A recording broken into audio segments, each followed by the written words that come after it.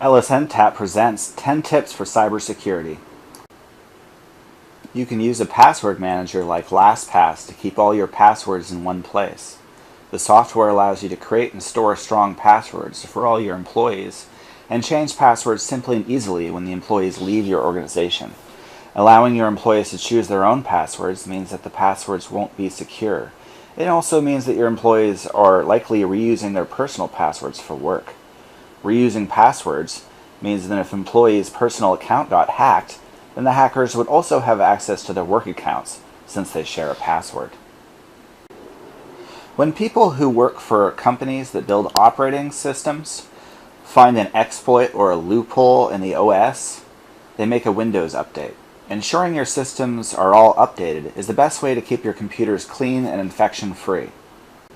Free public Wi-Fi networks, such as those provided by cafes or hotels, don't encrypt their data traffic, so plain text, unscrambled images, and sound flying over their networks are all there for enterprising hackers to intercept or collect.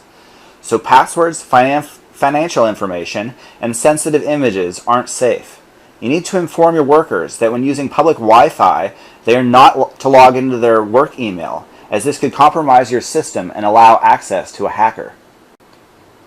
Basically, redundant data storage provides protection against hard drive failure rather than an actual backup of your data.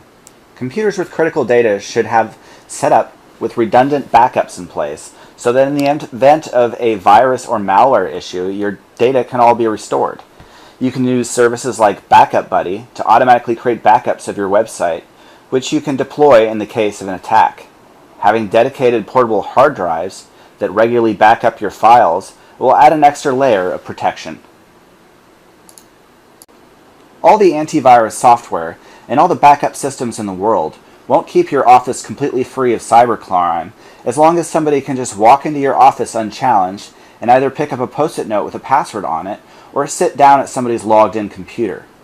To safeguard your office, consider employing somebody to watch the front door or keeping it locked. Never let your employees physically write down passwords. Don't figure out how to deal with a cybersecurity attack after it happens. Make a plan and test it. You don't necessarily have to infect your network for a test. Just tell your employees that a virus has infected the network and ensure everyone knows what to do in order to restore backups, change company passwords, etc. Don't just have a backup system in place for your website. Test the backup system and ensure it works. If in performing your test, your office is unable to restore backups locally, change passwords, etc. without having a problem, then when you actually have a real attack, your office will be much better prepared. Basically, phishing is when you receive an email pretending to be from a website or financial institution that attempts to trick you into revealing your password or logging you into a banking center.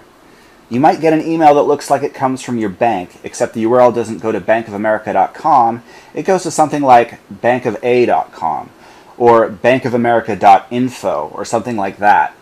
When you click the link, it will take you to a login page, and that login page will look almost identical to the login page you're used to because they designed it like that.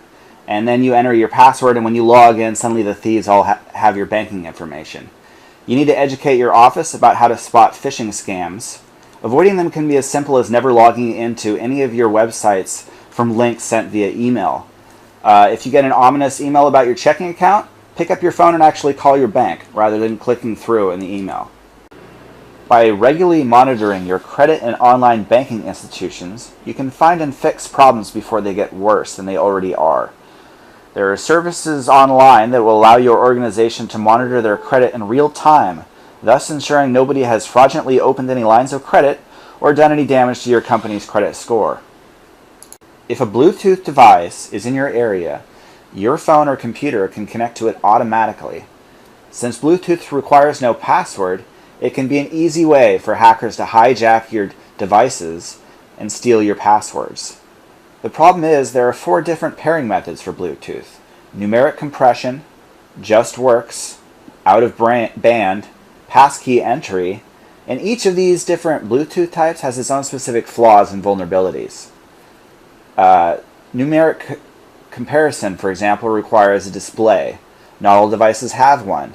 While just works is vulnerable to attacks and exploits, Out of band requires a separate channel for communication, and not all devices support this, and passkey entry can be eavesdropped against, at least in its current state.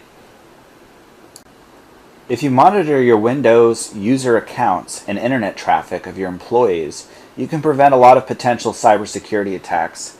EXE files and other things downloaded from the internet can easily be an infection point. Thanks for watching. Be sure to join our Google group with the link provided.